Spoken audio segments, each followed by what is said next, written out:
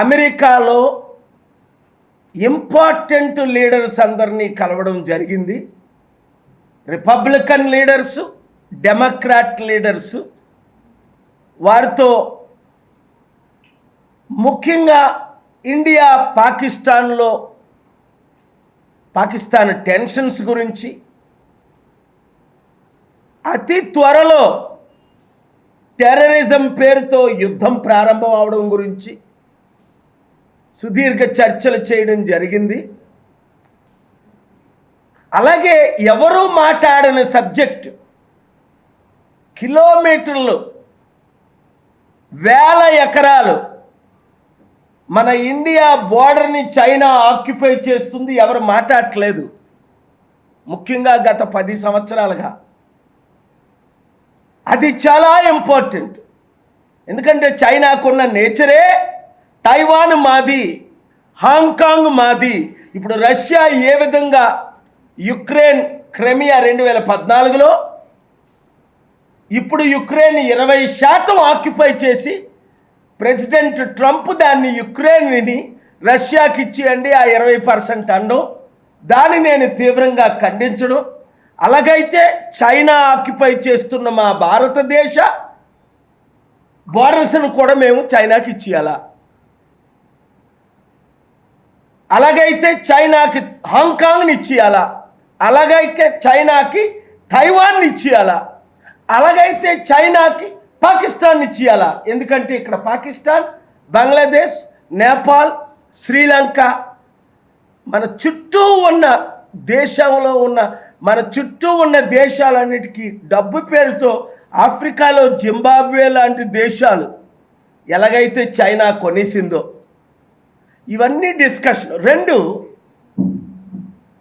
ఈ మధ్య జరిగిన ఘోరమైన హత్య ప్రవీణ్ పగడాల, దాని గురించి అమెరికన్ సెనేటర్స్, కాంగ్రెస్మెన్ చర్చలకే, సెనెట్లోనే కాంగ్రెస్లోనే చర్చలు పెడదాం, మణిపూర్లో జరిగిన ఘటనలకు మీరు త్వరగా రండి అన్నారు. నేను త్వరలో వెళ్తున్నాను. దాడులు ఎక్కువైపోయాయి, ప్రజాస్వామ్యం కూని అయిపోయింది. మళ్ళీ నిన్న కాక మొన్న ఒక వీడియో చూశాను, ఎవరో కరపత్రాలు పంచుతుంటే ఆయన బట్టలు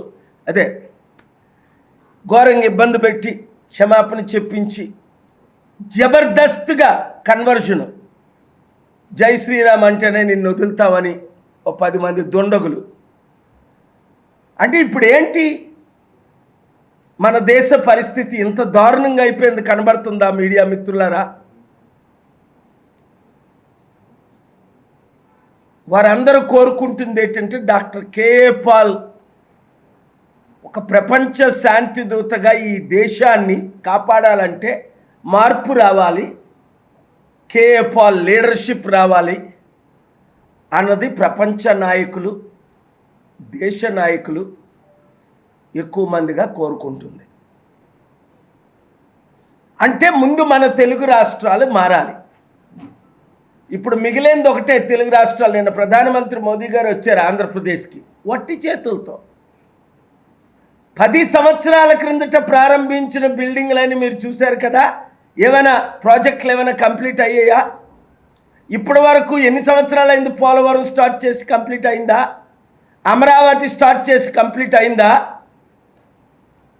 స్మార్ట్ సిటీలని 100 సిటీల పేరులో 13 సిటీలు మన ఆంధ్రప్రదేశ్కి, 10 సిటీలు తెలంగాణ అన్నారు. ఒక్క సిటీ అయినా కట్టారా? ప్రశ్నించిన వాళ్ళు జైల్లో పెడుతున్నారు, నోరిప్పిన వాళ్ళు నోరు మూయిస్తున్నారు. మనం ఇస్తున్న 2 తెలుగు రాష్ట్రాలు ఇస్తున్న డబ్బు ట్యాక్స్ రూపంలో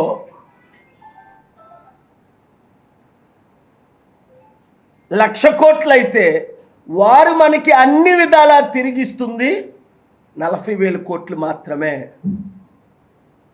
అదే గుజరాత్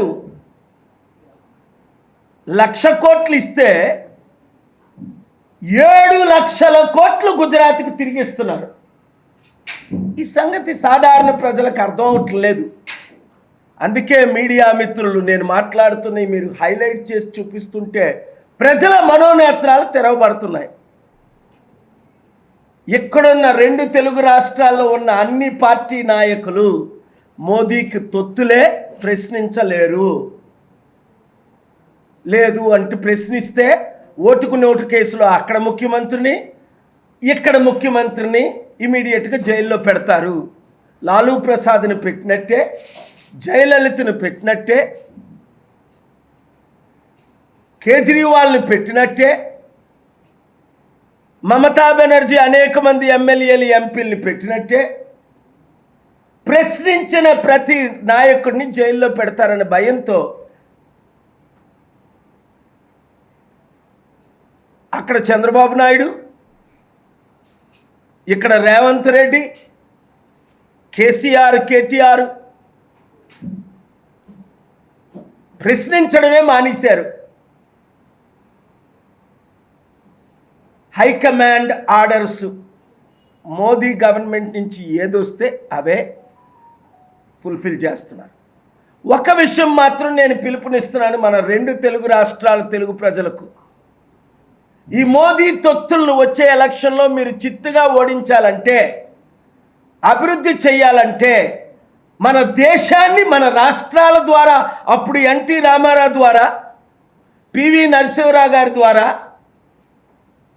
42 ఎంపీల్లో 35, 36, 38 ఒకసారి రాజశేఖర రెడ్డి టైంలో గెలిచినప్పుడు ఏ విధంగా, అలాగే 95 నుంచి 2004 వరకు చంద్రబాబు టైంలో ఏ విధంగా 35 నుంచి 38 ఎంపీలు గెలిచినప్పుడు దేశాన్నే మనం తెలుగు రాష్ట్రాలు శాసించాయో, ఆ పాలన లేకుండా చేయడానికే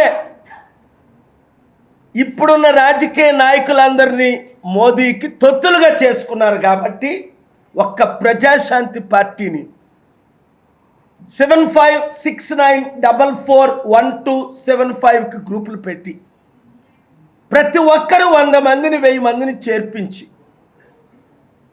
గ్రూపు పేరే మీ నియోజకవర్గం పేరు, నిజామాబాద్, కరీంనగర్, తణుకు, విజయనగరం, పార్వతీపురం, ఎక్కడైతే అక్కడ ఆ గ్రూపుతో స్టార్ట్ చేసి మీరు త్వరలో గ్రూపులు పెడితే రాష్ట్రాలు బాగుపడతాయి, దేశం బాగుపడుతుంది.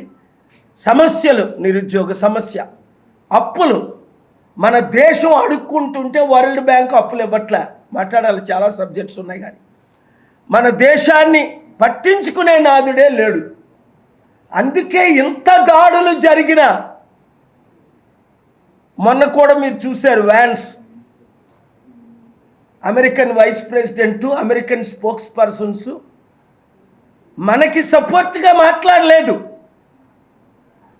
ఏదో మన ఇండియాయే పాకిస్తాన్తో యుద్ధంకి వెళ్తున్నట్లు వాళ్ళు మాట్లాడే తీరు, దాన్ని తీవ్రంగా నేను ఖండించాను.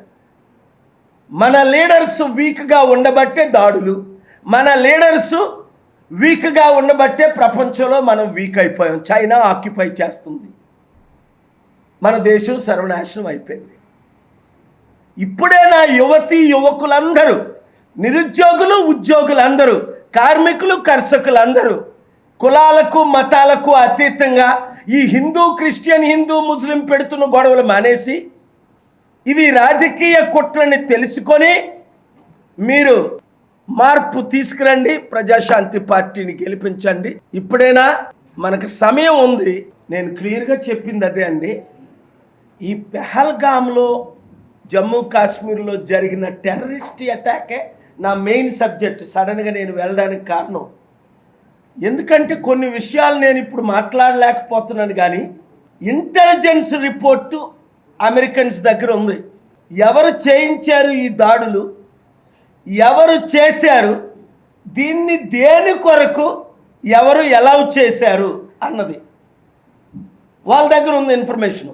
మీరు చూడండి, టర్కీలో ఒక సౌదీ వాషింగ్టన్ పోస్ట్ జర్నలిస్ట్ని కొన్ని సంవత్సరాల క్రిందట సౌదీ ఎంబసీలోనే ముక్కలు చేసేశారు, ప్యాక్ చేసి పంపించారు. అది చేయించింది ఎవరు? Saudi government. చేసింది ఎవరు? వాళ్ళ మనుషులే ప్రైవేట్ ప్లేన్లో వచ్చి. ఇంత ఇన్ఫర్మేషన్ ఇచ్చినా ట్రంప్ మాత్రం, ప్రపంచం అంతా దాన్ని ఖండించింది, కానీ ట్రంప్ మాత్రం ఆ సౌదీకే బిలియన్స్ ఆఫ్ డాలర్స్ తీసుకొని సౌదీని కాపాడాడు. అంటే వాడు ఎంత పెద్దోడైనప్పటికీ, నా మిత్రులు అయినప్పటికీ, రాజకీయ కుట్రలు ఏంటంటే డబ్బుతో ఎవరినైనా కొనియొచ్చు. చట్టాలనే ఈరోజు డబ్బుతో కొనేస్తున్నారు చాలామంది. అందరు జడ్జిలు అమ్ముడు పోకపోయినా కొంతమంది జడ్జిలు ఇష్టం వచ్చినట్టు బిహేవ్ చేసి కొన్ని లక్షల ఎకరాల భూముల్ని లక్షల కోట్ల మందికి మన దేశంలోనే అన్యాయం చేస్తున్నారు. ఆ ఇన్ఫర్మేషన్ అంతా ఫైల్స్ అయిపోయి కనుక ఇప్పుడు కొన్ని విషయాలు మరలా 2 వారాల తర్వాత నా మీటింగ్లన్నీ అయిపోయిన తర్వాత నేను వీలైతే అమెరికా నుంచే మాట్లాడతాను. ఇప్పుడు జరిగిన మీటింగ్లన్నీ చాలా సీక్రెట్గా జరిగాయి. అయినప్పటికీ చాలామందికి తెలిసింది ఇంటెలిజెన్స్ రిపోర్ట్స్ ఉన్నాయని. ఎందుకంటే నేను కలుస్తున్నది చిన్నోళ్ళని అయితే తెలియదు, అందరూ పెద్దవారు కనుక నార్మల్గా నేను ఫోటోలు తీసుకోను.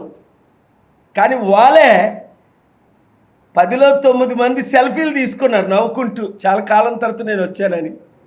అప్పుడు నేను అడిగాను, నాకు కూడా సెల్ఫీలు ఇవ్వండి, మాకు కూడా రుజువులు ఉంటాయి నేను కలిసానని. సడన్గా 3 పెద్ద మీడియా ఛానల్స్కి ఓనర్స్కి ఒక 10 రిలీజ్ చేశాను. రిలీజ్ చేయబోయేసరికి అందులో కొంతమందికి కాల్స్ వెళ్ళాయి. వెంటనే ఏం జరిగిందో మీకు తెలుసు. సో ఆ ఫోటోలు కొన్ని వెంటనే వాళ్ళకి చెప్పి నేను డిలీట్ చేసి, ఉన్నాను కదా అని కనీసం 2 వీడియోలైనా రిలీజ్ చేయాలని 2 వీడియోలు రిలీజ్ చేశాను, మీరు ప్లే చేసినట్టుంది. సో ఇండియా పాకిస్తాన్ యుద్ధం విషయంకి వస్తే టెర్రరిస్ట్ అటాక్లని నేను తీవ్రంగా జరిగిన రోజునే ఖండించాను. ముఖ్యంగా ఈ రాడికల్ ఎక్స్ట్రీమిస్ట్స్, నువ్వు హిందువా, బట్టలు ఇప్పించి కూడా వాళ్ళని చంపేశారు. అది తీవ్రంగా ఖండించాను. అమెరికాలో ఖండించాను, జరిగిన రోజుని ఖండించాను, తర్వాత 10 సార్లు ఖండించాను. కానీ ఈ టెర్రరిస్టులు అక్కడికి ఎలా చేరుకున్నారు? సెక్యూరిటీ ల్యాబ్స్ ఎందుకు కొలాప్స్ అయ్యాయి అంటే ఎంత ప్రొటెక్టెడ్ ఏరియానే, మరి ఇంకా టూరిజం లేకుండా అయిపోయినట్టే కదా. అంత ప్రొటెక్టెడ్ ఏరియాకి ఈ టెర్రరిస్టులు ఎలా చేరారు? వీళ్ళు ఏం చేస్తున్నారు? జరగక ముందు ఏం చేస్తున్నారు, జరిగినప్పుడు ఏం చేశారు, జరిగిన తర్వాత ఏం చేస్తున్నారు? దీన్ని పొలిటికల్గా వాడుకోవడానికైనా, మరలా వచ్చే ఎలక్షన్ల ముందు మరలా ఈ జరుగుతాయా, ఈ పాకిస్తాను, ఈ చైనా, ఈ యుద్ధము, ఈ హిందూ, ఈ క్రిస్టియను, ఈ ముస్లిము అని గొడవలు పెడతారా? అంటే దేని కొరకేనా మన దేశాన్ని మనం పోగొట్టుకుంటామా, కాపాడుకోలేమా?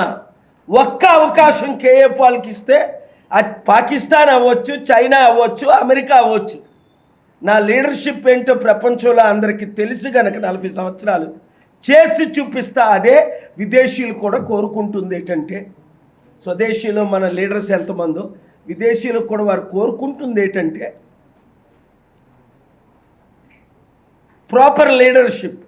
మన దేశంలో లోపించడం, రాష్ట్రాల్లో దొంగలు గజ దొంగలు వెళ్తున్నారు, దేశంలో మతోన్మాదులు గజ దొంగలు వెళ్తున్నారు. మనకెందుకు డెట్ ఇస్తారని, మాకెందుకు అప్పులు ఇవ్వరని అడిగితే ఒక ఆయన అన్నాడు, అదానీ అంబానీలకి 15 లక్షల కోట్లు రుణమాఫీ చేసినప్పుడు మా దగ్గర అప్పు తీసుకెళ్ళి మీ అదానీ అంబానీలకి ఇవ్వడానికి అని అడిగాడు ఒక ఆయన, ఒక అమెరికన్. అర్థం చేసుకోండి, కరెక్ట్ క్వశ్చన్ అది. దేశానికేమో డబ్బులు అప్పులు కావాలి, లక్షల కోట్లు అప్పు చేస్తున్నాం, లక్షల కోట్లు, నెలకి 1,00,000 కోట్లు మోదీ గవర్నమెంట్ అప్పు చేస్తుంది. ఇది మాట్లాడిన వాళ్ళందరూ నోరు మూయిస్తున్నారు. అదానీ అంబానీలకి మాత్రం, అలాంటి వాళ్ళకి మాత్రం 15 లక్షల కోట్లు అప్పులు క్షమించి రుణమాఫీ చేశారు. రైతులకు 1,00,000 రూపాయలు రుణమాఫీ చేయరే, నిరుద్యోగులకి 1,00,000 రూపాయలు పాపం అప్పు తీసుకొని స్కూల్లో చదువుకున్న వాళ్ళకి రుణమాఫీ చేయరే. లక్షలు అప్పు చేసుకొని లక్షల మంది ఆత్మహత్యలు చేసుకున్న వాళ్ళకి బ్యాంకులు రుణమాఫీ చేయవే, మరి మీరు బ్యాంకులకు ఎలా రుణమాఫీ చేస్తున్నారు లక్షల కోట్లు? అడుగుతున్నారా ప్రశ్నలు? ఇవి రైట్ ప్రశ్నలా కాదా? ఇవి జరుగుతున్నాయా లేదా? దేవుడు ఒక మంచి అవకాశం ఇచ్చాడు మీ ఛానల్స్ అందరికీ. ఈ ప్రశ్నలు ఒక 1 మినిట్ ఎడిట్ చేసుకొని వేసుకుంటే లక్షల మంది చూస్తున్నారు. ఎందుకు? ప్రజలకు కావాల్సింది సత్యం.